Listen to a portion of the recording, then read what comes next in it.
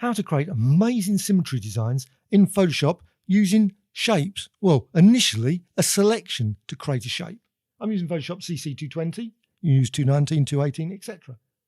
Now use the lasso tool. Go to lasso tool, tools panel, and then just draw a selection. Very, very simple selection.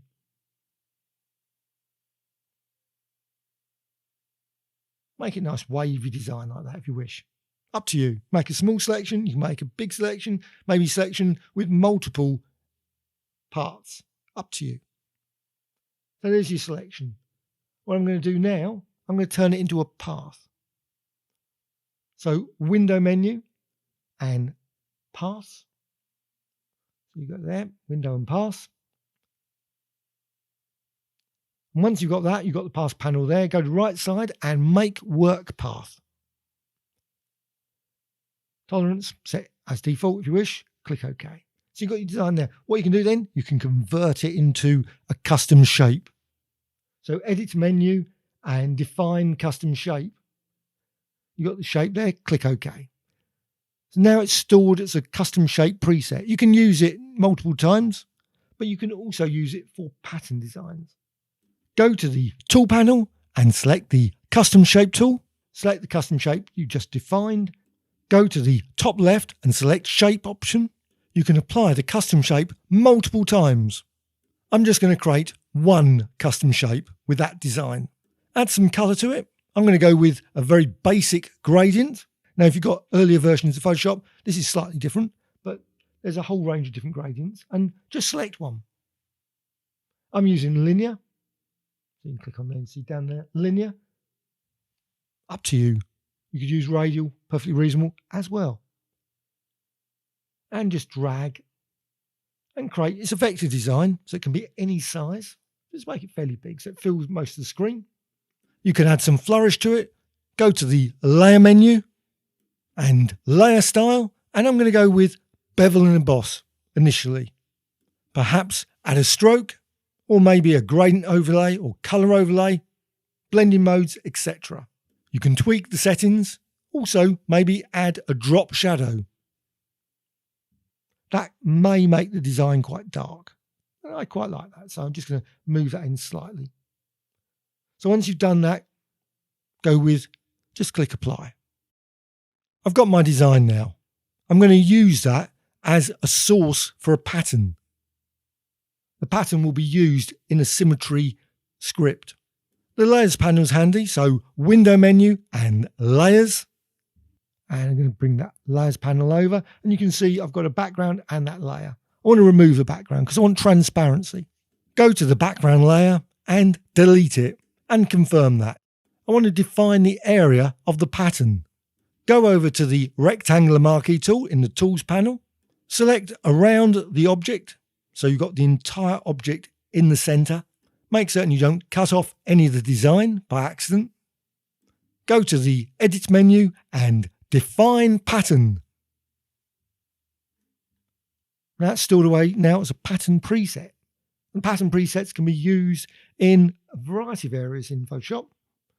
But the key one, I'm going to go back to a fresh document now, is I'm going to create it on a layer, new layer.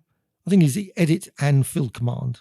But you can use like new fills and all those sort of things. But the symmetry effect, which I'm going to use, is in the edit and fill. So edit menu and fill, and then go and select the pattern you just defined. And then with the contents pattern, custom pattern set the script on and set the symmetry fill script to be on as well. Click OK.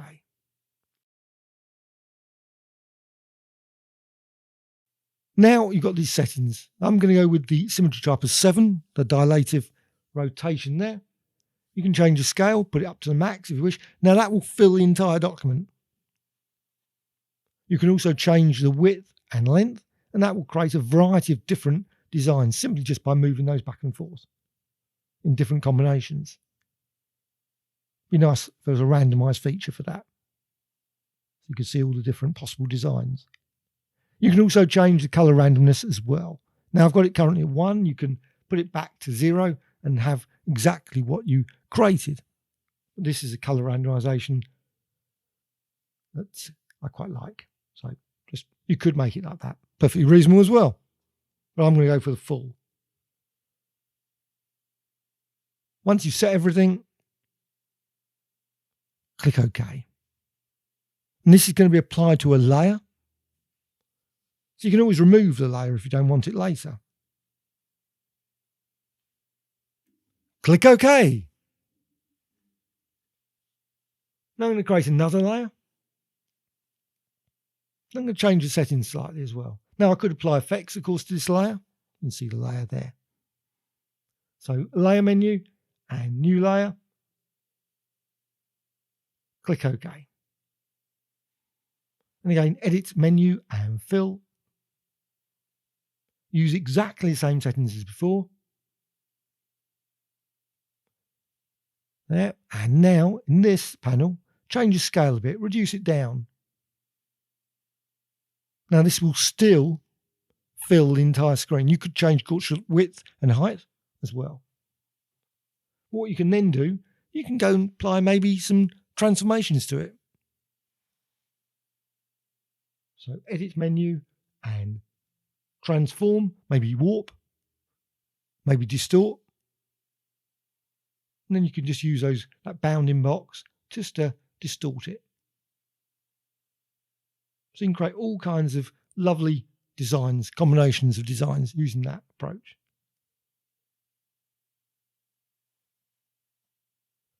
What you can also do, again, a new layer, so layer menu and new layer.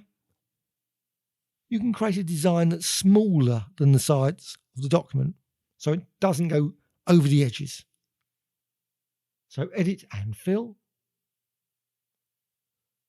Again, same settings, click OK. And reduce down the scale. And again, you could change the width and height, perfectly reasonable. Just reduce it down, maybe to 0.5. Then it's within the document. So now what you can do, you can move it around. You can also hold down the Alt or Option key and drag. Or maybe add a style to it. So layer menu, layer style, and bevel and emboss. Maybe add a stroke. Maybe drop shadow. Just change the settings. Now drop shadow, I think often makes this quite dark. So you can see a very dark shadow there. So you could change that. Just move it slightly in. But I've always found shadows sometimes a bit too dark, especially when you duplicate the design, because you apply it over and over again, ends up with quite a lot of shadow all the way through the document.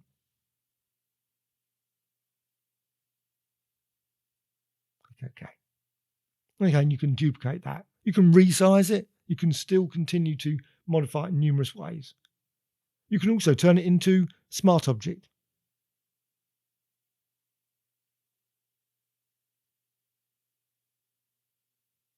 And if you don't want that shadow, of course, at any point you can go to the Layers panel and remove that shadow. So you can see Alt or Option key and drag to duplicate it. You just go there, double click, and bring up the panel and just remove the drop shadow or maybe modify it. Click OK. And then you can continue to Alt or Option and duplicate. You can also, like say, resize the thing,